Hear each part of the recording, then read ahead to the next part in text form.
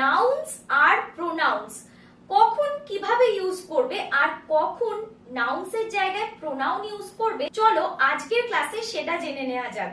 আগে আমি তোমাদেরকে একটা উদাহরণ দিচ্ছি। এইখানে সেন্টেন্সটা ভালো করে আগে পড়ো। এখন সেন্টেন্স যখন থাকবে সব সময় কারোর নাম না ইউজ করে আমরা তার বদলে in place of noun we can use pronoun। তাহলে সেন্টেন্স গুলো এবার প্রোনাউন ইউজ করে কেমন হবে দেখে নেওয়া যাক।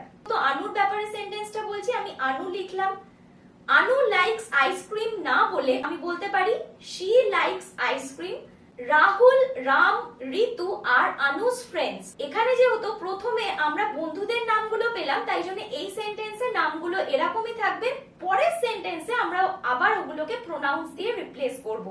যেমন পরের সেন্টেন্সটা হবে they are Anu's friends, they come to her house daily। Thank you so much for watching the video।